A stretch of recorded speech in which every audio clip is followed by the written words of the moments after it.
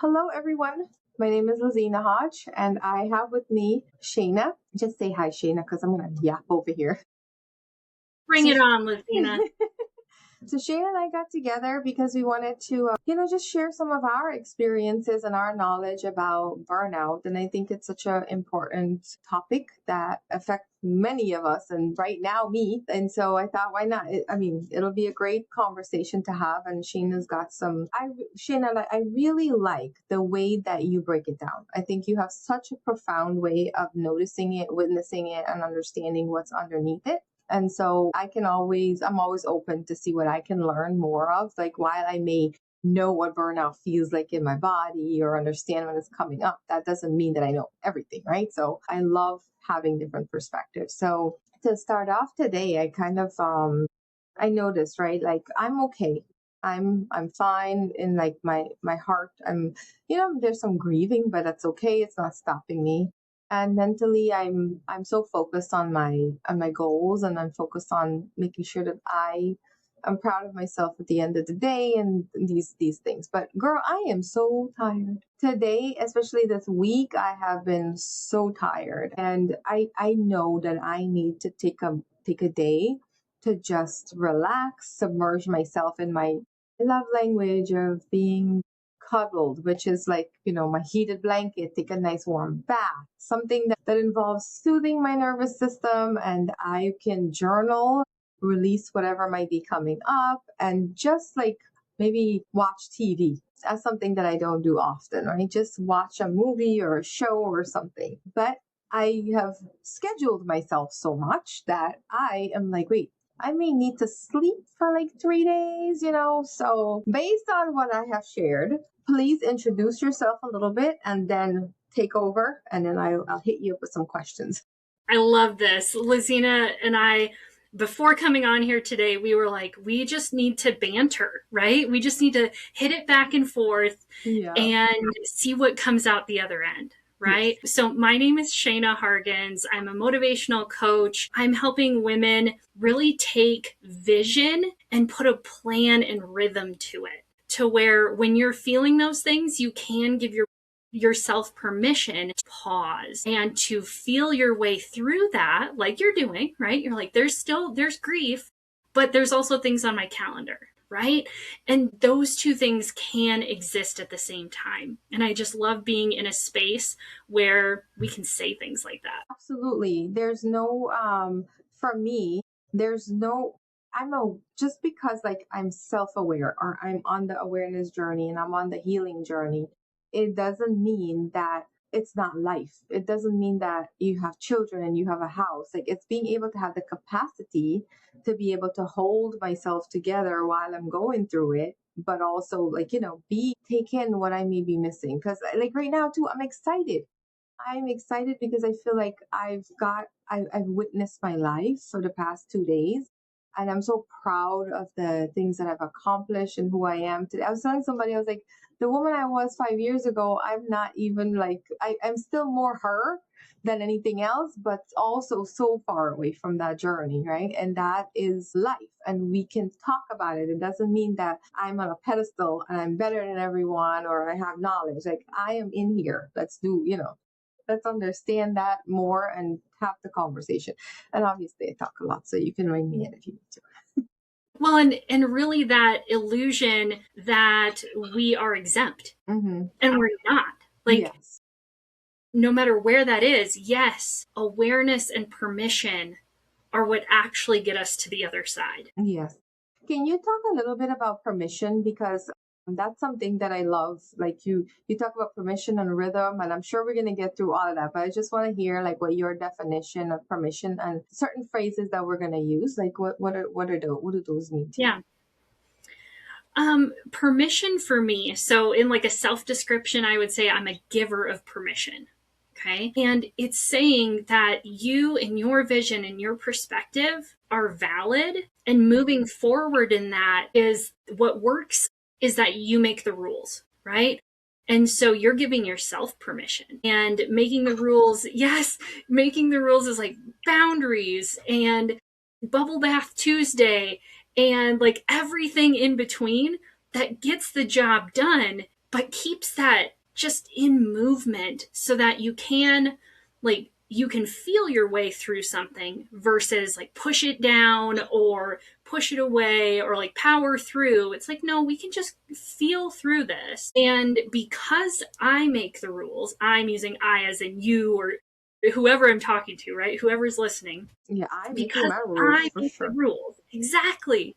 Like, because of that, all this other stuff is okay and it's going to be in place. And like having that internal narrative that says, I make the rules. So that is, I don't know, that's how I see permission. I love it. I love it. I love it.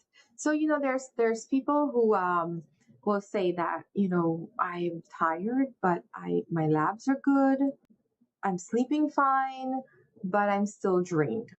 When do you think that exhaustion, I'm trying to find the right words, but exhaustion, stress related, non-medical fatigue or burnout happens? Does that make Yeah. sense? Yeah. Okay. Another word could be like overwhelm or Hmm. under stimulation, like something is just boring or something that isn't sparking anything because you have one description a client gave to me once was it's like I have 7 radio stations on in my head. That makes sense. Right? And really it's because you haven't written things down. Like if I'm just being real, our brains are not designed to hold 7 radio stations, boys and girls.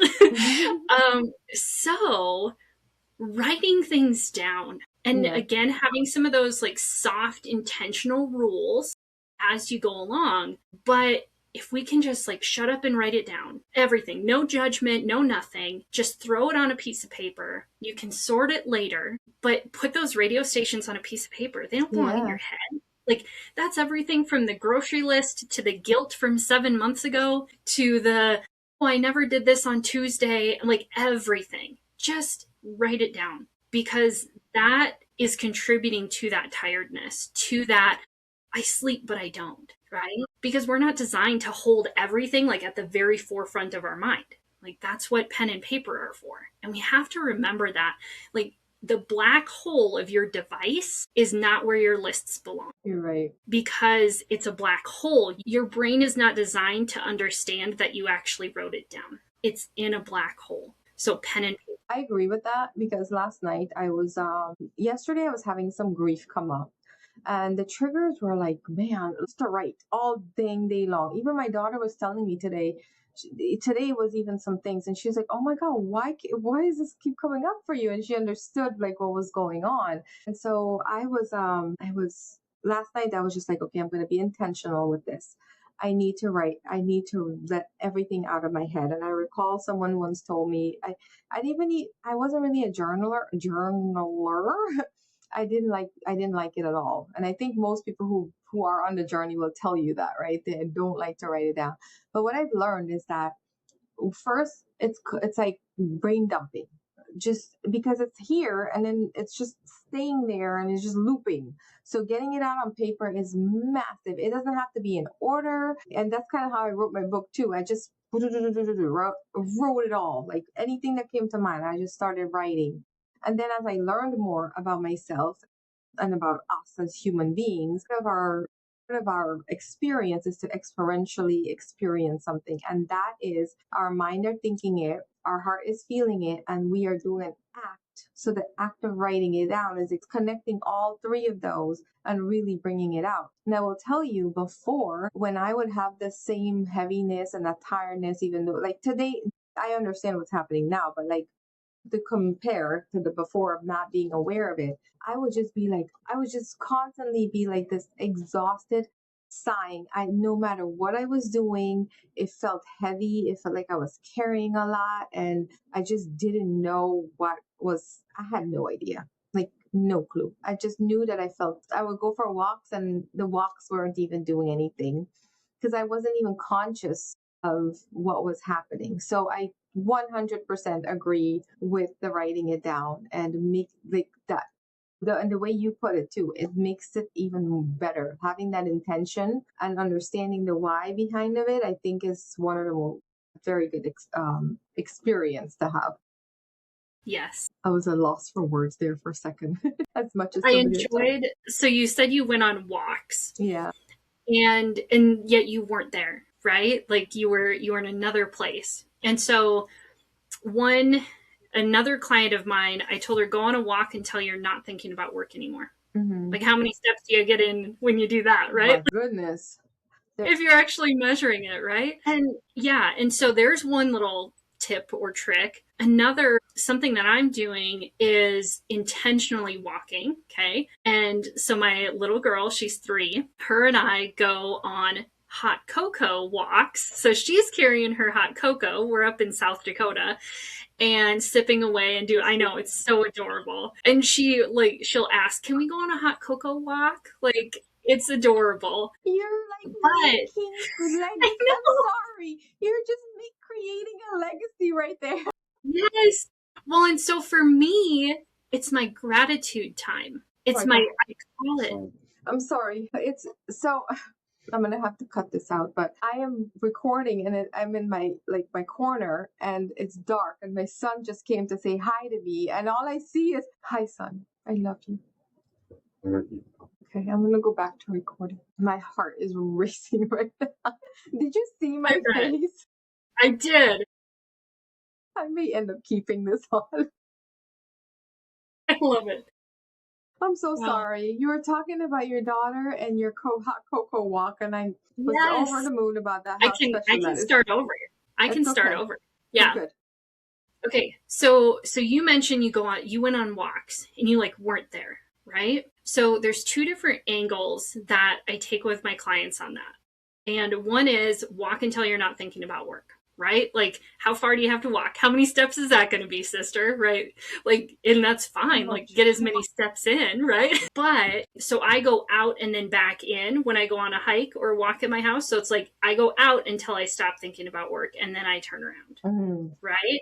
So you have that kind of wind down time. And then the other piece is for myself, I've been going on walks with my little girl. She's 3. And for her, I call it our hot cocoa walks. And so this fall and winter, we've been packaging up our little hot cocoa cups and going for a walk. And for me, it's become like that prayer time and the gratitude time of like, thank you. And sometimes it's hard to get in that mode of like, what's that look like? Right? Or how do I get into actually being in my walk? And so sometimes it's just that thank you, thank you, thank you, thank you, thank you. And then it's like, oh, thank you for this. And what about that? And thinking of those good things. Right. And so putting some intention behind the walk, because otherwise you're just walking and thinking about the thing. Mm-hmm. Right. And so you're kind of trying to distract yourself. Like, I need to stop thinking about work. So I'm going to count how many white flowers I see or whatever it is. You can make it a game. I love it. I love it. It's a little tweaks, right? It's a little bit of and it's like a mindset shift. But when you're on the other side of that journey, and like me, I wasn't aware. It wasn't making sense because no, I didn't know anything. I didn't know what I didn't know. And so once it would feel like something was wrong with me, but really and truly, I just had no awareness. So now having the awareness and actually being intentional with it, that's just perfect. It's the little things that we just don't even know or didn't even think about. How Yeah. does Well, and it goes back to you make the rules. So, like, I don't have to just go on a walk. I can make the rules on my walk. yeah, Right. and that's so true. And I'm somebody who I would consider myself high functioning, right? But at the same time, a lot of it came from people pleasing, not feeling good enough, having to earn external validation, and overperforming to earn love from others. And I feel like that kind of shows up physically, like physically in the body, but not only physically. I mean, it's all around, right? It's a whole thing. But like, how does for you in your experience and your experiences, how does chronic overfunctioning show up physically in the body? If you want to break that down a little bit in your terms. Chronic overfunctioning, Mm-hmm. I think it actually shows up for my clients. Okay. It shows up in their planner of double booking. Mm. Or I mean to get on to this thing every week and it just never happens. Mm-hmm. Right. like not necessarily, or letting the priorities choose themselves, right? And then they're like, I don't know why I can't sleep at night, right? We can roll this all back, right? Yeah. But it shows up in their planner, and then that's sometimes where they end up coming to me, and they're like, okay, but I want to go to this thing, this function every month, right? At my kid's school or whatever it is. And I'm always double booking myself and work, right? So it's showing up in misalignment, in, um, like I said, in their planner, in that double booking kind of thing, or the overlapping, saying yes to too many things. Like they're on 3 different boards instead of maybe just one or none this season, right? And I think of boards and I think of like terms, right? So like let's say there's a 3-year term and they're always saying yes to the next one. Like, yeah, I can do it again. I can do it again. And it's like, how about we pause for a minute, breathe into ourselves and really ask the question, like, is this going to serve me in the next season? Right? Like giving thanks, right? For what's worked or what hasn't, who cares, right? But giving that thanks and saying, okay, cool, right? Like in that appreciation of like that connection that happened, or just kind of cataloging those last 3 years of that term. This is just an example I'm going off in my head. And so pausing and saying, okay, is that what I want the next 3-year term to look like? What would it look like if I said yes? And is that what I want? Like, is that the direction this is supposed to go for me? Because you can get in that trap, in that cycle, and then it becomes all these external things that actually you gave permission for, you said yes to. Yes. And so, yeah, just kind of circling that back to, okay, what is that priority? I have a friend and she said, and she always says, and I agree with this, she says, don't say that you're tired because you prayed for this. You prayed to have a busy calendar. You've prayed to be booked. You prayed to have, all of these things. But then there's me who I feel like I've got my hands in a lot of different pots. And sometimes I like to challenge myself where I have too many things and I'm like, oh my God, I have so many things. I don't know what to do. And then I'm like, okay, I'll do it tomorrow. And then I get really, really tired. And every time it's time to go do it, I start procrastinating. It's like a form of procrastination in a way. And then I want to make sure that I'm being accurate with this. So I have a lot of tasks to do. I know that it's going to take me a while to do. And I need to be in the mindset that I'm going to sit down, I'm going to grind. But before I get there, I'm taking like 2 weeks to eat to say that I'm going to do this thing, and then I'm not following through, and it's just piling up even more, and I'm creating this whole like situation that's happening, right? But what's happening physically is that I am exhausted. I am causing my own craziness to happen. And then I'm like, now I'm overwhelmed. And then when I'm overwhelmed, I don't have enough patience, and it's like showing up in different ways. But one of the ways that overwhelm shows up in my body is my left shoulder will hurt so bad. Like it is like, whoa. That is one of my cue to know that it's time for me to like slow down. And so even in that space where I'm not doing anything because I know the stuff is pushed off, I'm going to go find other things to do, get myself another projects. My shoulder is killing me and I am not sleeping. And I'm just like, I basically am in over functioning. And then there's this other part of me who was like, for I just turned 45, right? And for so much of my life, I had been doing nothing. When I say nothing, like I didn't have my awareness. I didn't know what joy was feeling like. I don't know what purpose was. I didn't know what my emotional needs were. So now that I know what it is, it's like there's a sense of like, I'm going to need to grind for a little bit because I'm now starting. And then people will say to me, well, Laziena, you're just, oh my God, you're doing too much and you're exhausted. And then I'm like, no, I'm not. Like, I don't want to hear that stuff anymore because I've already done that so much to hold myself back. And now if I go into that mentality, I'm going to like, oh, I'm doing too much again. I don't want to go back into the path of where I'm not, doing the things that I'm committed to. So it feels like sometimes I'm in a cusp of like, I need to rest, but I also need to do, and I also need to like listen to the shoulder because homie, you got to sleep. Please share your thoughts on that. So, what comes up for me is at the very beginning of my sisterhood handbook. So, I have a sisterhood group coaching program where we meet every single week, and then every other week in our weekly sessions, and then every other week. So, we have like 6 sessions a month. On those days, we go through this handbook, and one of the opening sessions in that is grace statement. Oh, I love. Yes. And so formulating a grace statement for even though, then that, however that works out. Yeah. Okay. Having that, like finishing that thought of my shoulder hurts, this sucks, I'm behind, I'm whatever, but you can finish that. Okay. So the first thing that comes to mind is those grace statements. And we really dive in and we write our own, right? Because everybody's is different. So I can't just give you one, right? Exactly. It's not a recipe book. Right, Yeah. exactly. And so then the second piece to that is actually like writing what works, okay? Yes. And so I have this resilience map that we walk through as well, or blueprint even. And again, I'm not the one with the answers, right? And so walking through that and knowing the answers for you, right? Instead of letting it pile up for 2 weeks, what if you just took 2 hours to reset and then backing it up with a script to get you started again? So writing out an affirmation that gets you in the zone that says, I'm here to do this thing, right?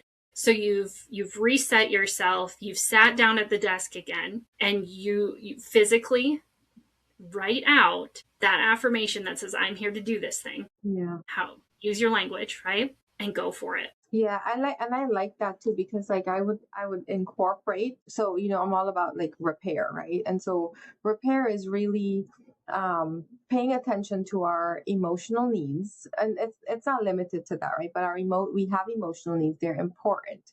And when we don't pay attention to them, that's when we're not like really caring for ourselves. So it shows up in punishing other people, or whatever that looks like when it's spilled. And so when that happens, relationships are at stake. So it's also important for me to be in relationship with myself and understand what my needs are so that I can take care of it and it doesn't affect another precious relationship, or as another moment that I'm like, crap, I don't want to have to, I'm not proud of myself there, don't want to really, because I feel like when it comes to being overwhelmed, that's one of the things that I talk about a lot.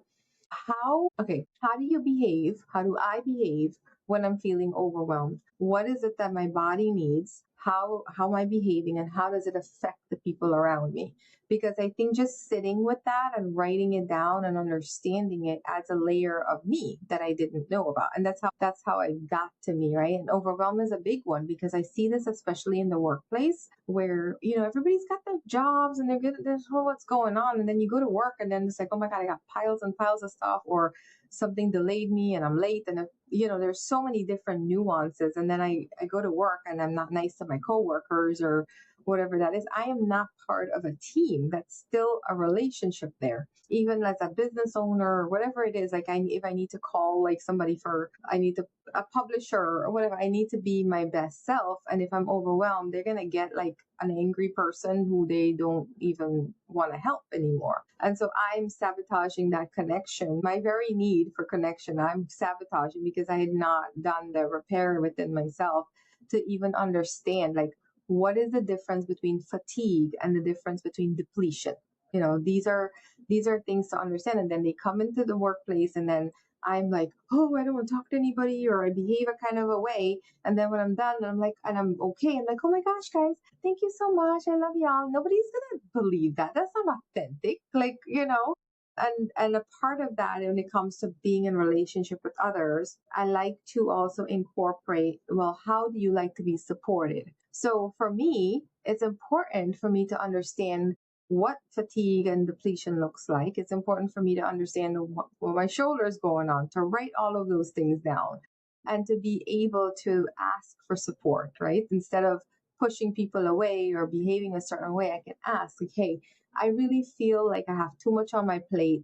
can you help me with XYZ? Or maybe just help me write it down, or stand there and just say it out loud, and, like whatever that looks like. And that, I feel like, would help us be in more connection, rather than me allowing those feelings to like attack someone else, or that fatigue in my body, or whatever is, happening there. So I know I said a lot, but Well, no, I love where you mentioned the spill, mhm. right? Because I wrote about this recently, about how overwhelm and like all these things rolling together, right? You go from the car you just bought not starting to taking out a stubbed toe on the grocery store clerk.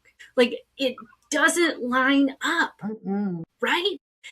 And so when we can, so grace statements and scripts help us compartmentalize as we're shifting through who we are, right? Going from mom to wife to coworker to what have you, right? Those things help us to not spill over, help us to kind of calm those waters, right? Keep it from boiling over, whatever it is, right?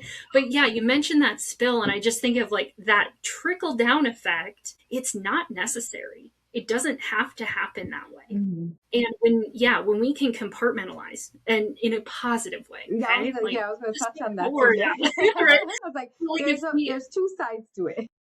exactly, there's this definition, right, where we're like, okay, I'm a mom, I'm a wife, I'm a coworker, I'm a, right, all of those titles, we can separate those. Yeah, sorry, almost.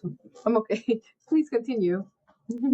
Well, no, that spillover. I love that additional like visual of that, Mm-hmm. because we carry different buckets, right? And they don't have to mix.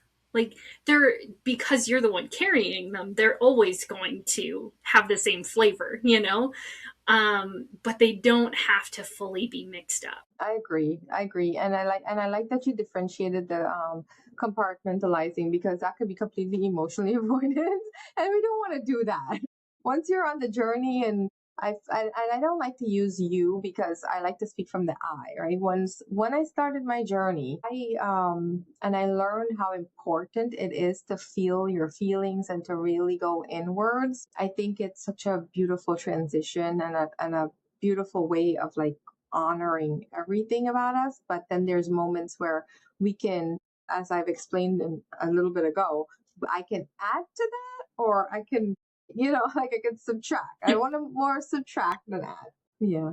And so, can you just briefly, if you could, what is your definition, or your example of the difference? Like, how would you know when you're fatigued and you're depleted? You mentioned the word capacity, fatigue and depleted. Where's the capacity there? Yeah. Oh my God. Right? Because if we're listening and then writing things down and then going out and doing the thing, right? It can be a really straightforward process.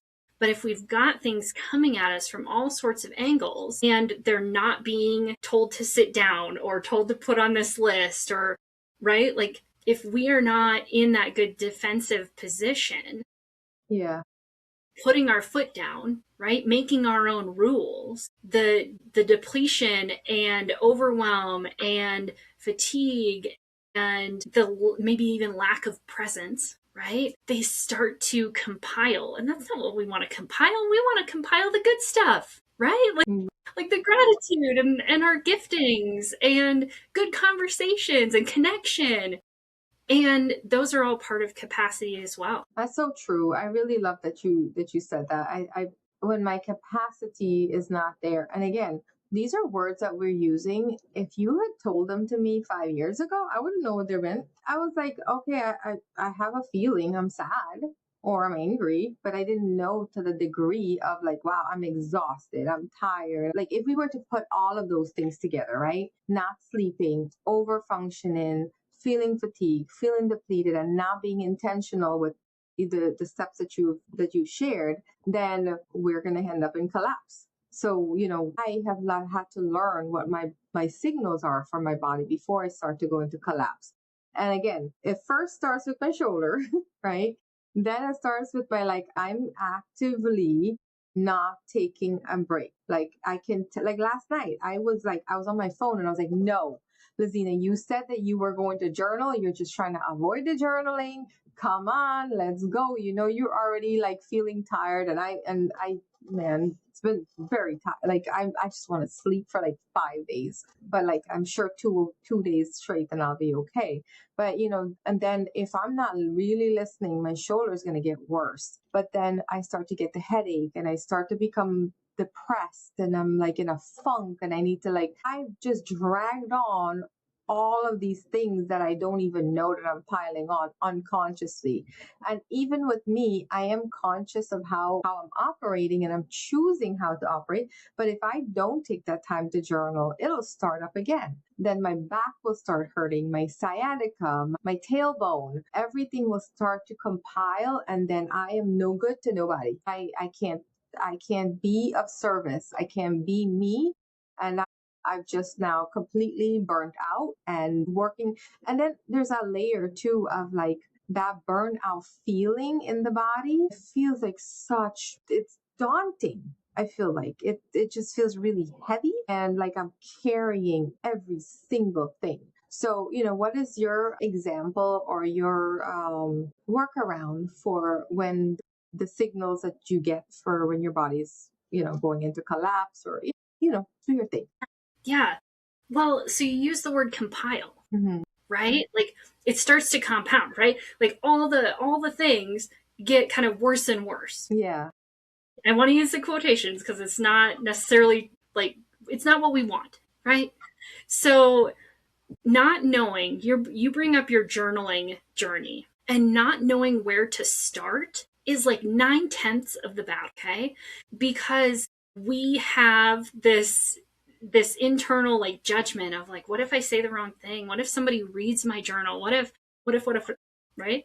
And I don't want to maybe write down all the icky things that I have in my brain, right? Especially like someone who might have just that negative self talk or that not so great internal narrative, right? Like, how do we disrupt that? Yeah. Well, we disrupt it with positivity. We disrupt it with beautiful things and gratitude and like Compassion. stacking, yes, and compiling, cataloging those good things, right? And so I love that you mentioned like I don't know where to start or didn't know where to start, right? Mm-hmm. And so I wrote a guided journal Yay! just for that, Yes.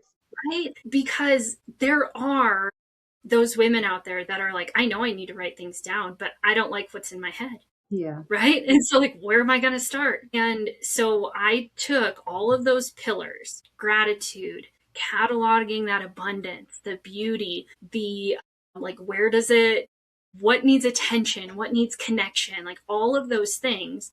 And it's in my guided journal, anchoring amidst. And we need that space because when we are in the compiling of the other things, the world's also doing a lot of compiling right now, right? You ain't lying. Bring it on, right? Like Yeah. that's just the way it is. We don't have to function in that. Like we don't have to submit to that negativity, to that heaviness. We have options in positivity, but so many times we don't know where to start. Right. We don't know what to grab for. And it's we have that podcast we wanted to listen to. We have that journal we've never opened. We have that recipe we saved but haven't used, right? Like, but you know what? We can start somewhere. Yeah. And I mean, I was given this journal, like it was just brought to me because I was asking the questions, right? And now I get to give it away. So I don't know. It just happens that we can compile the good things too. And that's such a beautiful way of sharing that too. I wanna add, right? When I am feeling sad or depressed or whatever it is that I'm feeling and it's really heavy and it's pulling on my heart, I can't think about positivity and I can't think about grace and anchoring or any of that because I'm so deep in it. And what I appreciate about these conversations is that it gives an option, like to somebody like me who didn't know that there's an option. Whereas, there's sometimes we hear, oh, positivity, but it's the positivity that I feel that you're talking about. It's intentional.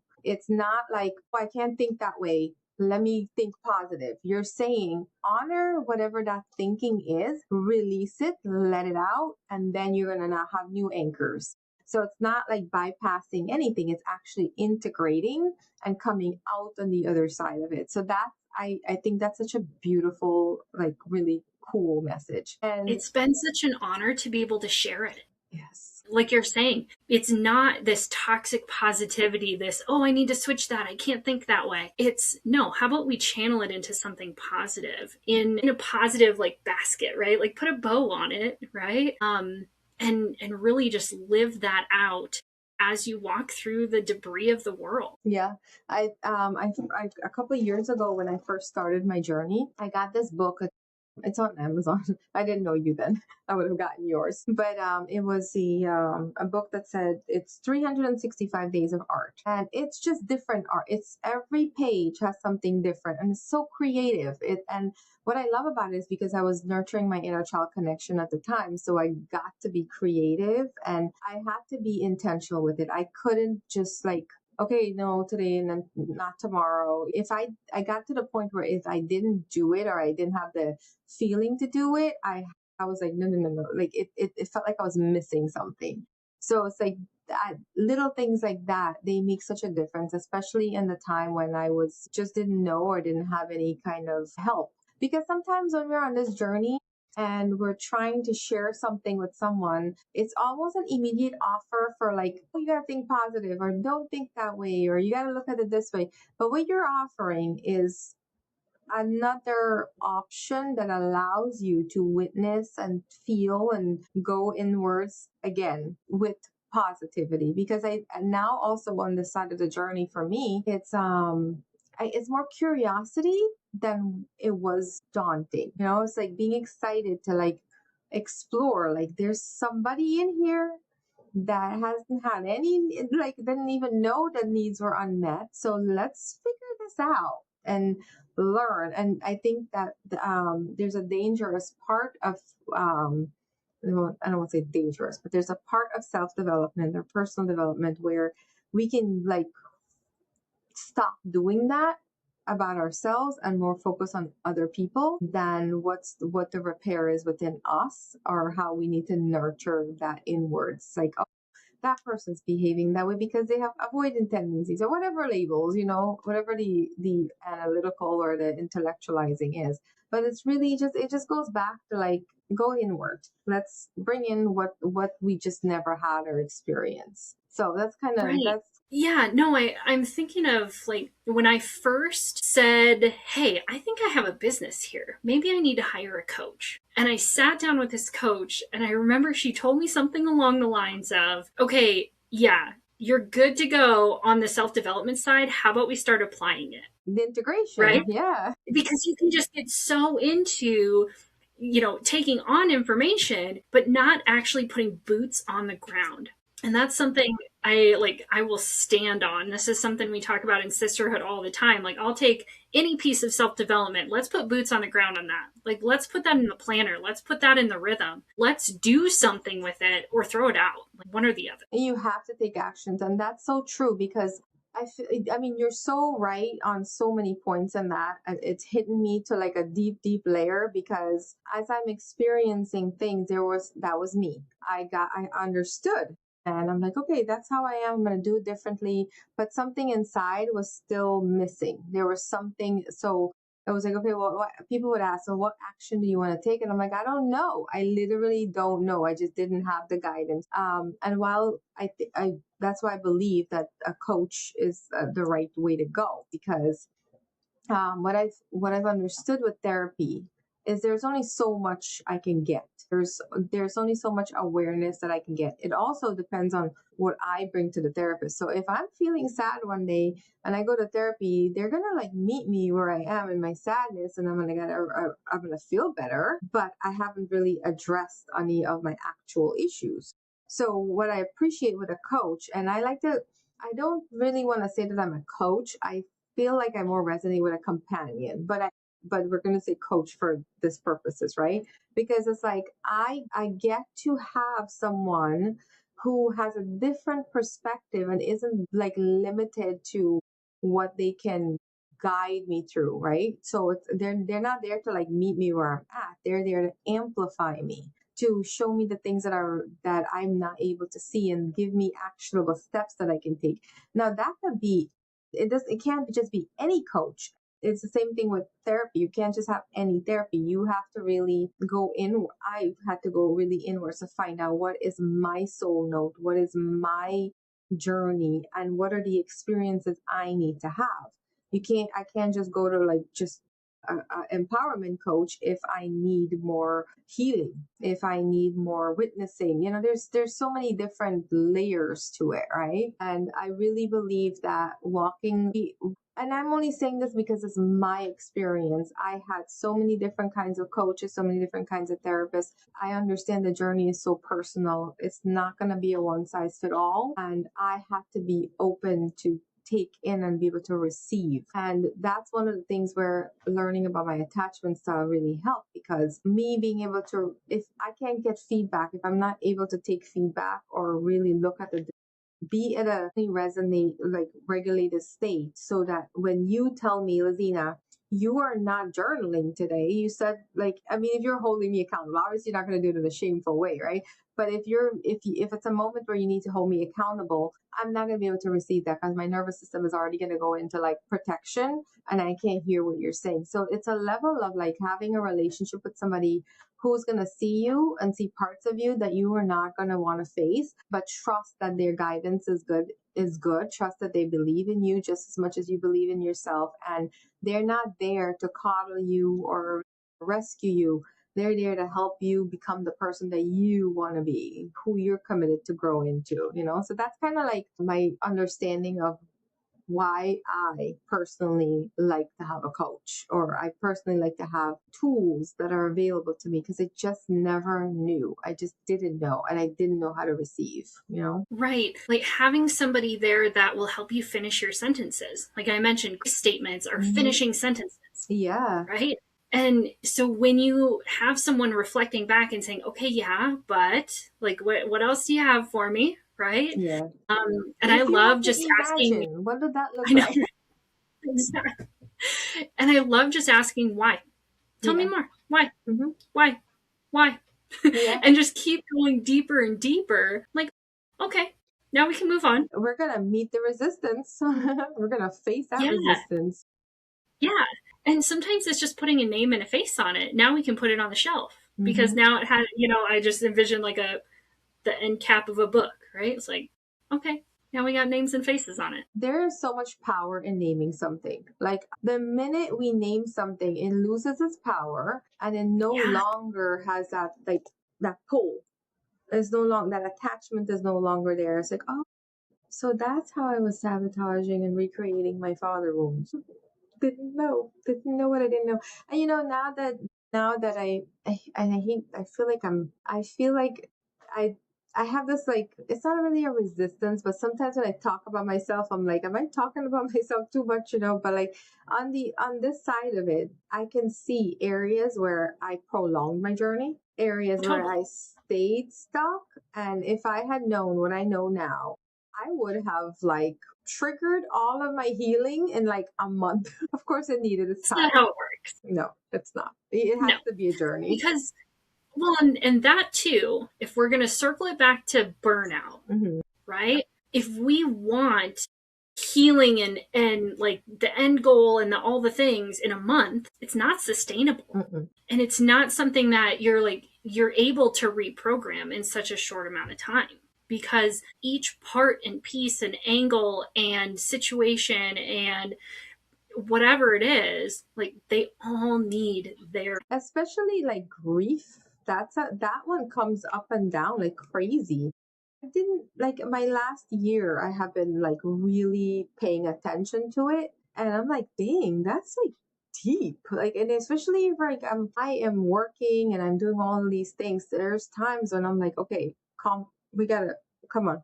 We gotta go take a week off. We have to do something. We have to integrate. But I want to go back to the integration. You're absolutely right. I made so many notes here. I don't even know where to go, because there's just tons of notes. You're giving me good stuff. The integration, I feel like I was part of this like financial services, and we would go to a lot of personal development and this personal development, and you got to like change your mindset, change your mindset. And I'm like, okay, I went to a coach, a mindset coach, and I learned so much. So my mind, I feel like my mindset was good, and there's always improvement. But like now, you want me to hit more mindset, like where I have to heal. Like I have to integrate. I have to be able to like experientially put myself through new processes. I have to go back to like parts of me that wasn't seen, wasn't acknowledged, wasn't back to that mindset coach.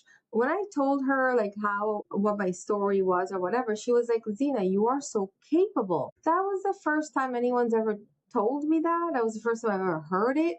And I was able to like receive that. I'm like, oh my gosh, that's a feeling. You can't just personally develop and not go into the feeling. I think that's such a important. The integration process is so important. You have to see how it comes up. You have to see when it comes up, and now I can be intentional about it, right? There's so much things that you said. I don't even know where to go, but please, your turn. Well, I want to, if we bring this back to burnout, Mm-hmm. Yes. right? We have this, so burnout, the word that comes up for me, because you said, this coach brought this up for you. So I received these words. I am an encompasser, right? So I'm encompassing the whole picture, right?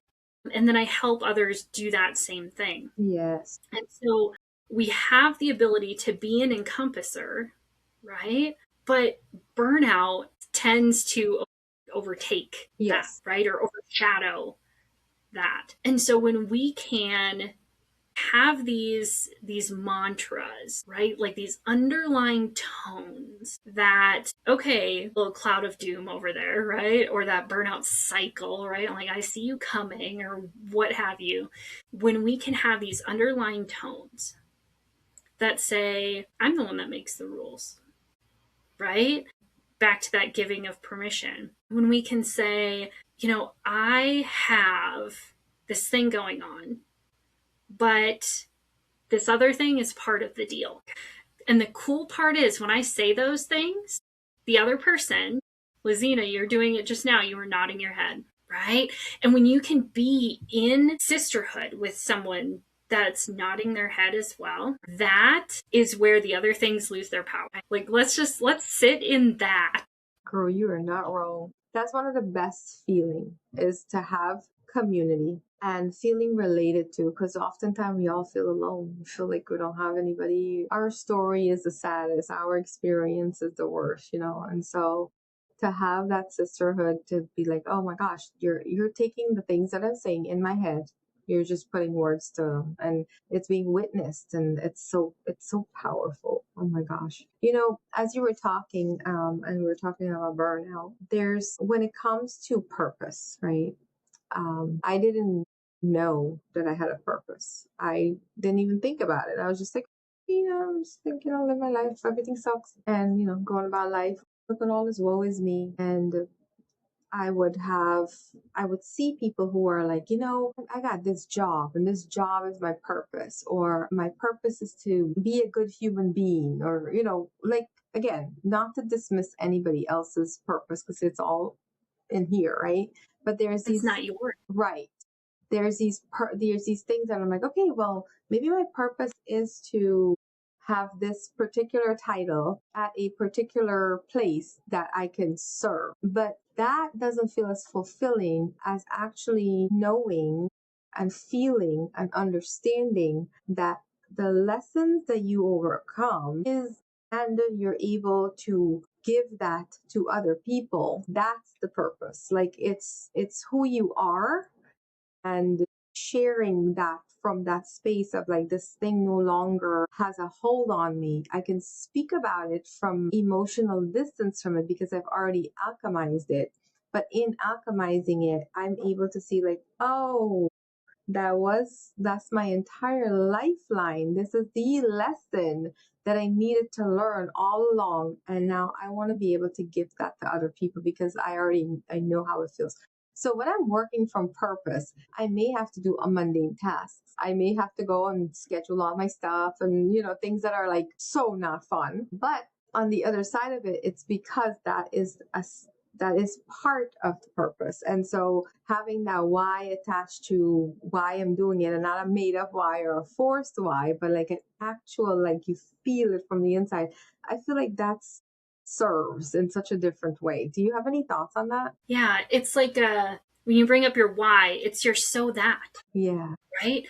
So that I can go and do this, so that I can give this away, so that I can do this thing, Mm-hmm. right? For and with the people around me, or whatever that looks like for you. When you're saying all this, I'm reminded of this quote, and I might have shared this actually in our last conversation. Okay.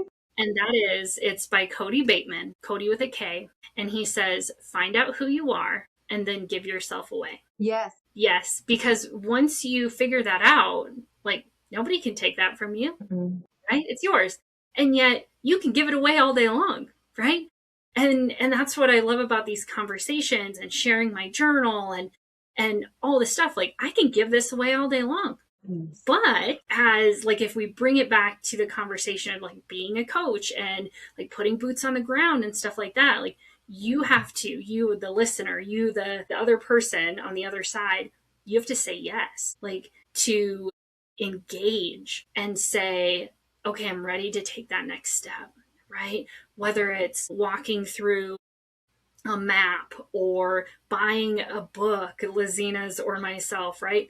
Like doing that next step that is engaging you and integrating you to becoming who you're supposed to become. Yeah. And nobody else can define that because nobody else has been in the same exact boots. I really appreciate this conversation about burnout because like tonight, this evening, I need to take care of myself. And it's just like I think it was perfect time and serendipity, that I'm able to have this conversation with you and go and apply it now, actually be intentional with it. So my goal this evening, I'm gonna journal and then I'm going to put my phone so far away from me so I don't have anything else to do.